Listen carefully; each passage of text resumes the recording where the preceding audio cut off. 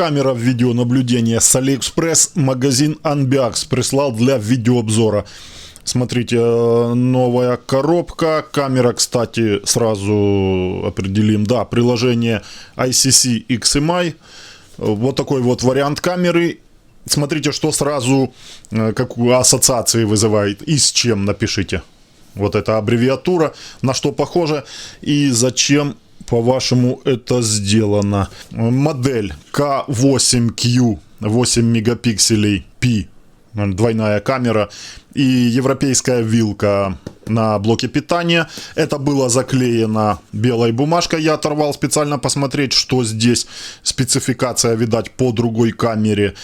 Ну и, скорее всего, здесь правдивая спецификация. 3К 6 мегапикселей. Именно две матрицы по 3 мегапикселя установлены. Хотя вот производитель ассоциирует эту камеру как 8-мегапиксельная. То есть 4 мегапикселя и 4. Но в реальности 3,3, 6.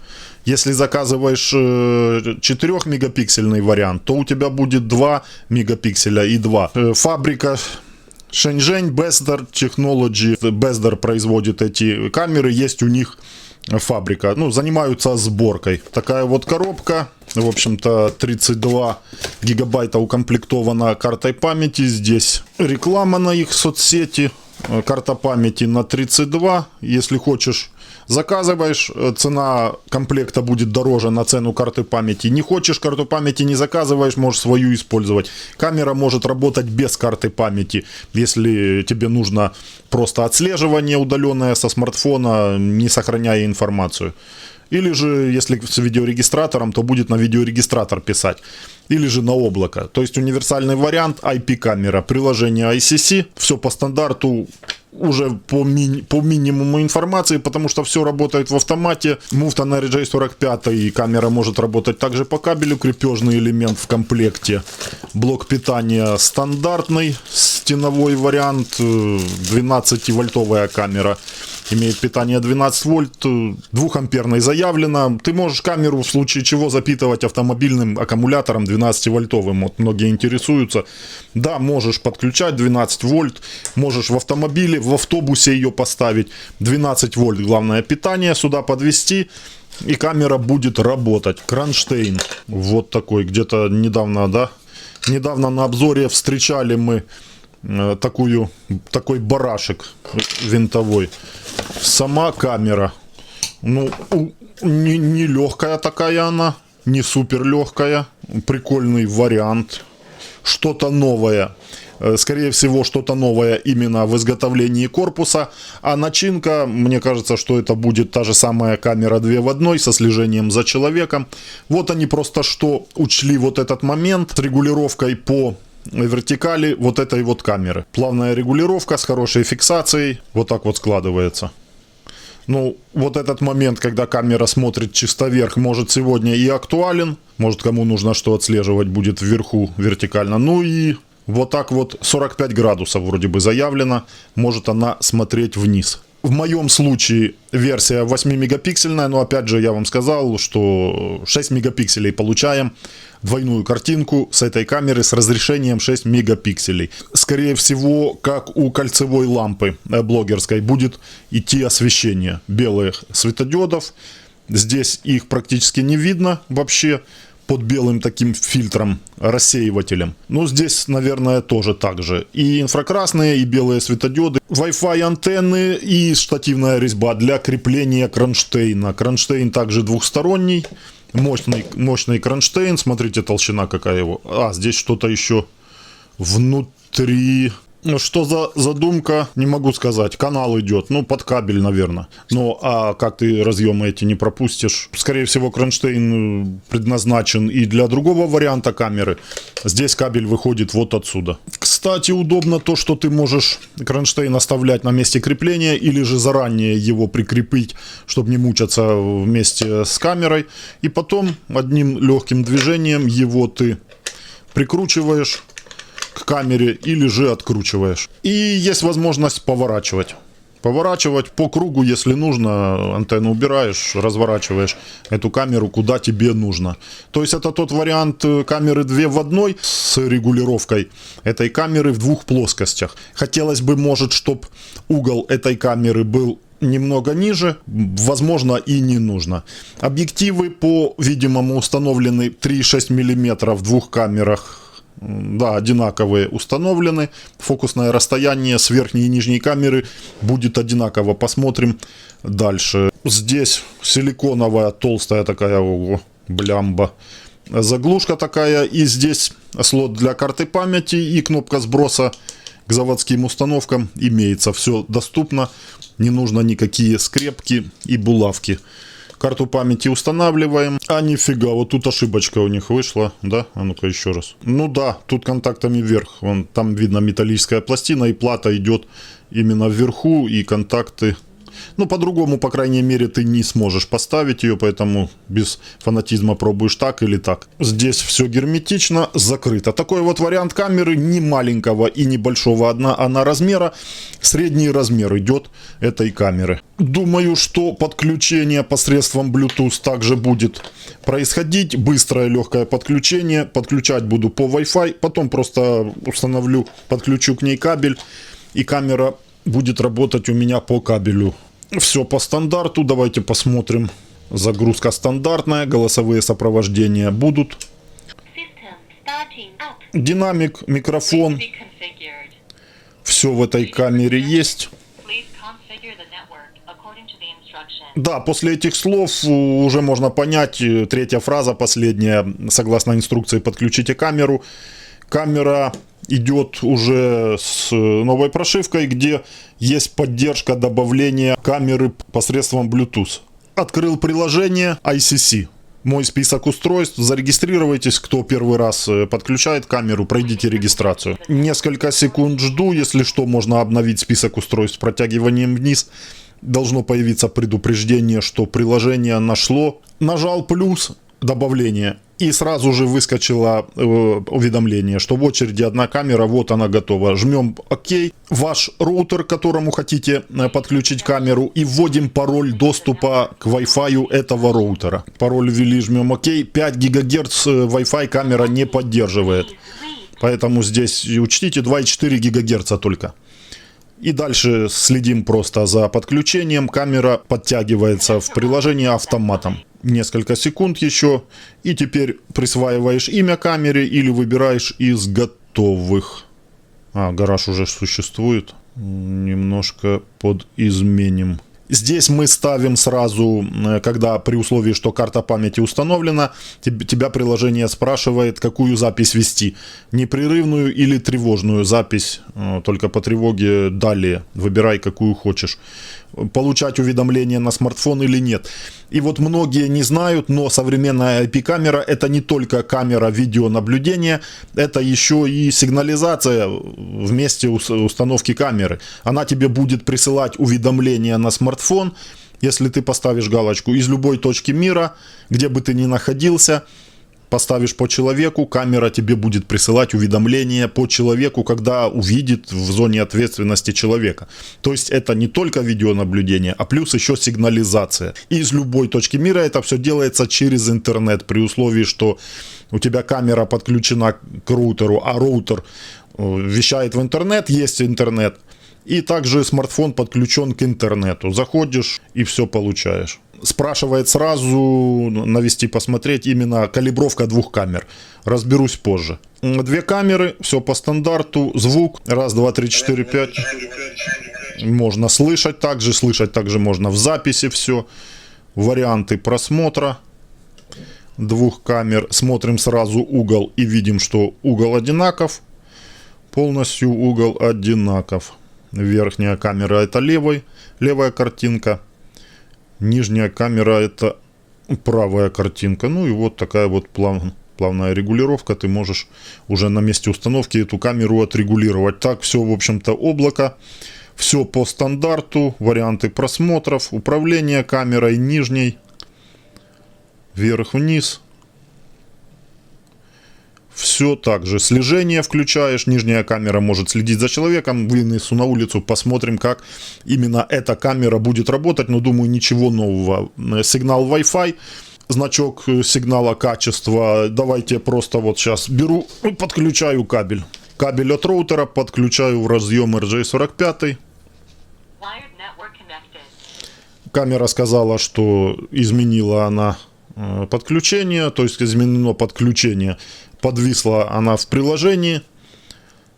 И все, камера теперь работает по кабелю. Сейчас вот вышел, обновлю список устройств. Опять захожу на камеру. И уже доступен пакет облачного, можно потом. И уже видим, что значка Wi-Fi нету, камера работает чисто по кабелю. Отключаешь кабель от камеры, камера переходит в режим работы по Wi-Fi автоматически. Она запоминает роутер. Даже если ты камеру на какое-то время отключил, последнюю настройку по роутеру она полностью сохраняет. Об устройстве имеется обновление. Имеется в виду, что на эту камеру имеется новая прошивка. По воздуху камера может обновиться. Заходите в обустройстве. В самом низу нажмите, чтобы обновить устройство. При этом питание, все должно быть стабильно, чтобы камера адекватно обновилась. Так и говорит приложение, чтобы вы не отключали питание при обновлении. Жмем «Выполнено», и камера перезагружается. Автоматически происходит перезагрузка и установка новой прошивки. Так как я отключил сигнал оповещения, камера молча перезагружается без голосовых команд. Все, камера с новой прошивкой готова к работе. Вынесем на улицу, посмотрим, что обновилось. Не обязательно что-то обновляется, видимое, так сказать. Бывает такое, ну просто что-то там дорабатывают они. Скорость поворота также в базовых настройках ты можешь поставить быстро. В данном случае стоит нормально. И также громкость динамика, если кажется тебе, что тихо динамик говорит, ты можешь увеличить. Сейчас стоит на 50%. Понравилась тебе такая камера, но у тебя POE система видеонаблюдения дома. 48 вольт, один кабель, POE видеорегистратор или POE коммутатор. По одному кабелю камеры подключены. Берешь, докупаешь, дозаказываешь на Алиэкспрессе вот такой вот POE сплиттер. По сути, POE адаптер съемный вариант. То, что установлено в тех камерах в POE, вот оно идет отдельно. И с помощью этого POE адаптера ты делаешь свою обычную 12-вольтовую камеру, превращаешь в POE вариант. Обычное подключение, и сюда у тебя приходит один кабель 48 вольт по POE. Дальше идет преобразование, камера получает свои 12 вольт, и все по одному кабелю коммутируется и идет по одному кабелю 48 вольт на POE твое оборудование. Ссылку также я оставляю в комментарии закрепленном и в описании под видео. Также эту камеру я тебе продаю по цене Алиэкспресс в Украине на моем телеграм-канале. Телеграм-канал, ссылки все в описании и в закрепленном комментарии. Камера производителя XMI и 100% ее совместимость с видеорегистратором XMI. 32-канальный у меня XMI-ский видеорегистратор. Наряду с обычными камерами у меня выводится картинка с камеры 2 в 1. Также в основном потоке, вот она сейчас открыта на весь экран, и также во вторичном потоке в многоканальном режиме также выводятся 2 картинки с этой камеры. Вот видите, вы работу ее, можно эту нижнюю камеру еще повернуть, в перекрытие поставить.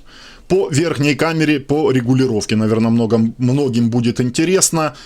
Вот камера установлена у меня на высоте где-то 3 с чем-то метра, и я ее приподнял немного выше. Вот эта регулировка вниз с 3-метровой высоты вполне хватает, она практически смотрит, ну вот рядом с собой вниз. И эта камера уже поворачивается у тебя хоть с приложения, хоть с видеорегистратора, как ты хочешь. Влево-вправо крутишь ее, удаленно также ты это сможешь делать, заходить на камеру с приложения и поворачивать ее вверх-вниз, менять ей угол, обзор. Экспозиция работает, вот камера увидела светлое небо и затемнилась резко.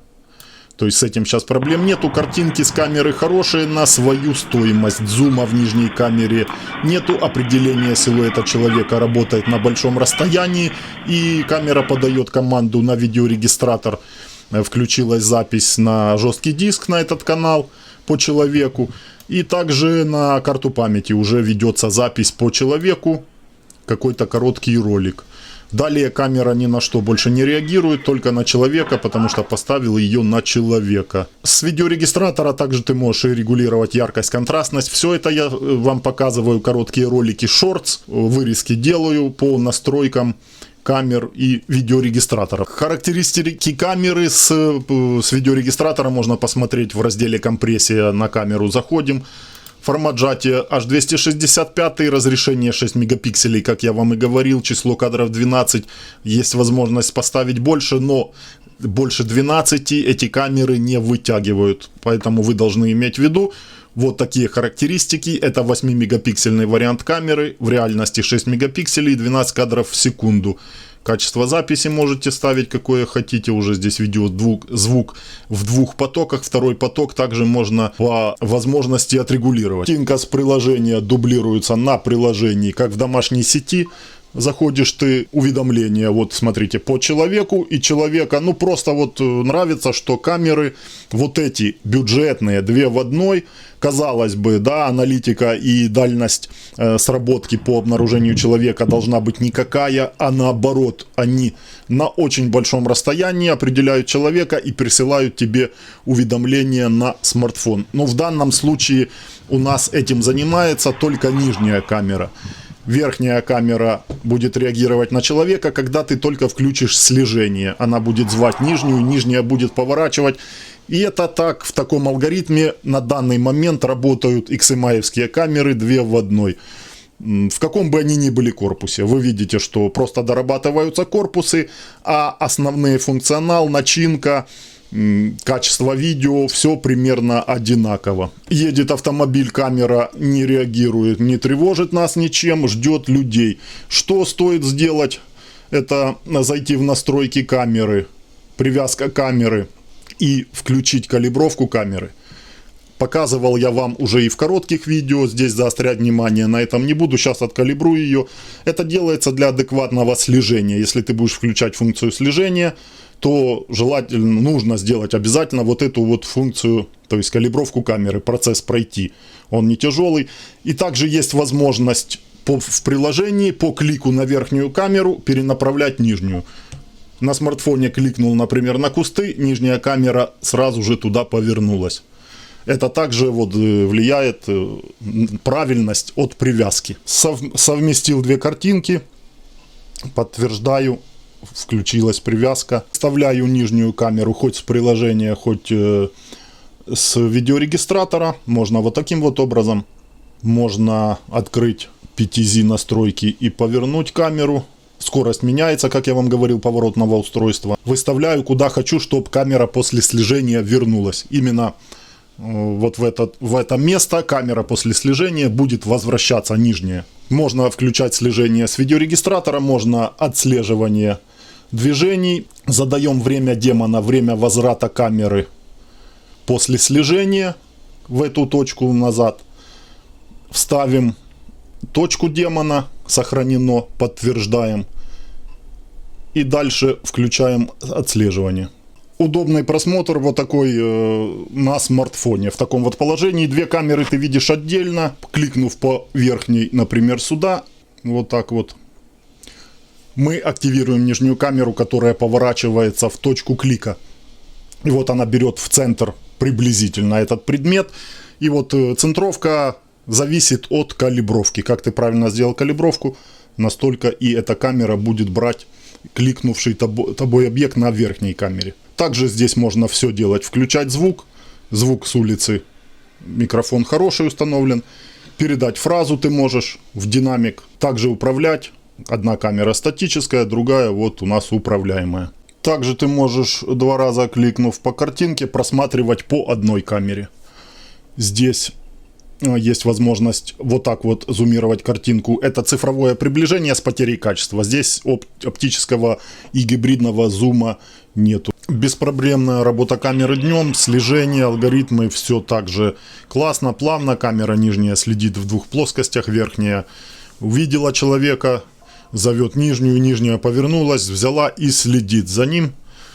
Очень плавно, очень классно. Здесь поэтому вопросов нету. Порадовало, как я и сказал, на большом расстоянии определение силуэта человека при слежении. Верхняя камера также далеко определяет человека, зовет нижнюю, нижняя поворачивается и дальше уже видит человека, присылает вам уведомление на смартфон и продолжает следить за ним. Если слежение выключено, то нижняя только работает по определению и присылает вам уведомления по человеку. Картинка отличная, дневная, ну, вопросов нету за такую стоимость. Это именно тот вариант камеры с хорошей дневной картинкой. Ночная картинка также хорошая, в черно-белом режиме. Камера долго держится в цвете. И если у вас на улице есть уличное освещение, фонари, камера у вас не будет переходить даже в черно-белый режим. Она будет работать в цвете, пока дополнительное освещение имеется. Если полная темнота, то она перейдет, конечно, в черно-белый режим, задействует кольца, прикольно у нее смотрятся. Человеческому глазу это издалека не видно, только когда подойдешь близко. Камера смартфона видит это издалека, такие кольца, вот розового цвета они. Хорошая без засветок, ночная картинка с инфракрасными светодиодами в черно-белом режиме. Можешь поставить, чтобы камера переходила в цвет и зажигала белые светодиоды по человеку. И очень яркий рассеянный свет идет от двух камер. И там же вверху кольцевое такое освещение, и внизу кольцо белое такое, прямо дневного света, хорошего белого такого, светят они и освещают хорошую территорию перед камерой. Соответственно, поворачиваться будет за человеком, подсвечивать ему также. Можешь поставить в постоянку, и будет она светить до утра белыми светодиодами, такой себе прожектор будет. Ну, вот идеальный вариант по движению человека, если ты хочешь это ставить. Можно выключить, чтобы они вообще не включались, и камера чисто в черно-белом режиме работала. Это 3 ночных режима, которые также имеются в настройках камеры в приложении. С видеорегистратора также можно. На сегодня все. Кому нужна камера в Украине, отдам по цене AliExpress. Подписывайтесь на канал, подписывайтесь в Telegram. Там все также общаюсь с вами, и там продаю вам много чего по цене AliExpress после видеообзоров. Всем удачи, до следующих видео.